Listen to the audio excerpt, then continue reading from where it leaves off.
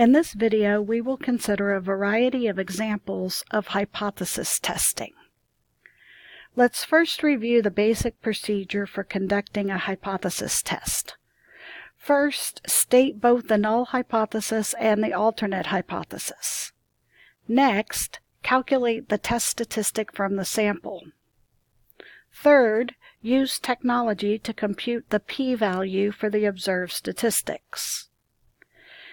Then compare the p-value to the significance level alpha, usually 0.05 for social science research. Then make your decision. If p is less than or equal to alpha, reject the null hypothesis in favor of the alternate hypothesis. If p is greater than alpha, fail to reject the null hypothesis. Finally, summarize your results in lay terms for your reader. Let's also recall how the basic tests are used. Essentially, we use t-tests for means and z-tests for proportions. The technology I use in these videos is a TI-84 graphing calculator. Under the Stat key, there is a menu for statistical tests. You can see the options in this menu on the 3 screenshots shown. We consider 4 specific examples. First, suppose that a sample of the lengths in feet of 44 great white sharks are given in the table. Assuming this is a simple random sample, let's test the claim that great white sharks average 17 feet in length. We will use a t-test for a population mean. The statistical features of the TI-84 Plus require that our data be put in one of several lists. I've input the given 44 shark lengths in List 1 as shown in the screenshot. I calculate the one variable statistics for the data to get that x bar is 15.58. I choose the null hypothesis to be that mu is equal to 17, and based on my test statistic, I choose the alternate hypothesis to be that mu is less than 17. Next, I can conduct the t-test by choosing t-test from the menu. Note that I could use either data or stats as my input. Mu sub 0 represents my null hypothesis value of 17. I choose the data in list 1 to input and choose my alternate hypothesis that mu is less than mu sub 0. When I push calculate, I get the output shown in the 4th screenshot. Notice that my calculated p-value is 3.2528 times 10 to the negative 4th. This is 0.00032528. Therefore, we reject the null hypothesis and conclude that the sample gives good evidence to conclude that the average length of great white sharks is less than 17 feet. Next, let's consider an example with a population proportion. In a study of airbag effectiveness, it was found that in 821 crashes of mid-sized cars equipped with airbags, 46 of the crashes resulted in hospitalization of the driver. Using alpha equal 0.05, conduct a hypothesis test of the claim that airbag hospitalization rate is 7.8% for mid-sized cars. Note that when dealing with proportions, we previously used p for the population proportion because pi has a well-known meaning.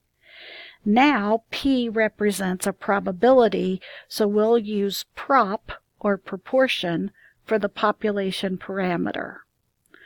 Our null hypothesis is that prop equals 0.078. We note that our p hat is approximately 0.056, and so we choose the alternate hypothesis to be that the prop is less than 0.078. We then conduct a z-test for proportion.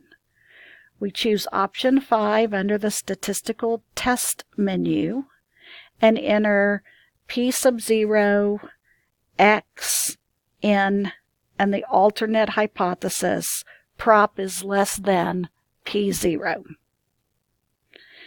The output is shown on the third screen. The calculated p-value of 0.009 is less than 0.05 and indicates sufficient evidence to reject the mid-size car airbag hospitalization rate of 7.8% in favor of a lower rate. Now let's compare two means. In this example, we wonder how quickly polyester decays in landfills. An easy-to-measure yet good indicator of polyester decay is breaking strength. An experiment was conducted in which 10 strips of polyester were buried. 5 strips were chosen at random and dug up after 2 weeks and tested for breaking strength. The remaining 5 strips were dug up and tested after 16 weeks. The breaking strength in pounds for each strip is given in the table. Do the data give good evidence that polyester decay increases over time? We will conduct a 2-sample t-test to see if the mean breaking strength of polyester after 16 weeks is less than the mean breaking strength after 2 weeks. We put the data for the breaking strength after 2 weeks in list 2 and the data for 16 weeks in list 3. There were 5 strips in each sample, so there's 5 data points in each list. The null hypothesis is that the mean 1 equals the mean 2, or that there is no difference in breaking strengths between the 2 samples.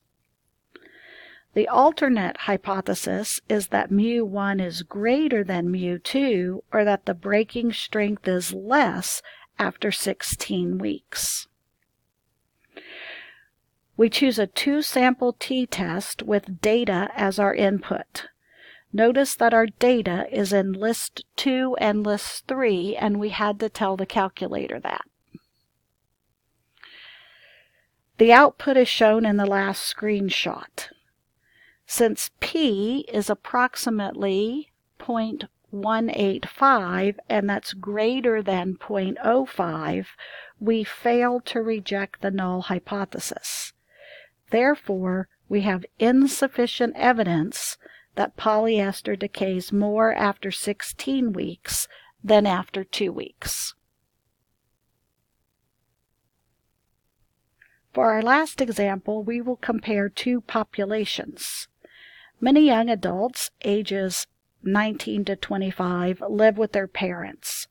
A random sample by the National Institutes of Health of 2,253 men and 2,629 women in this age group revealed that 986 of the men and 923 of the women lived with their parents.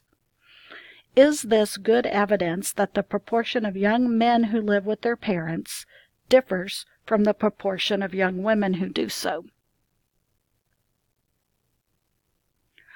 Our null hypothesis is that the proportions are the same, and the alternate hypothesis is that the proportions are different.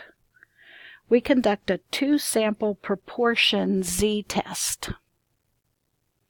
We enter our data with x1 equal 986 men out of n1 equal 2253 men, and x2 equal 923 women out of n2 2629 women. We input our alternate hypothesis that P1 differs from P2 and calculate.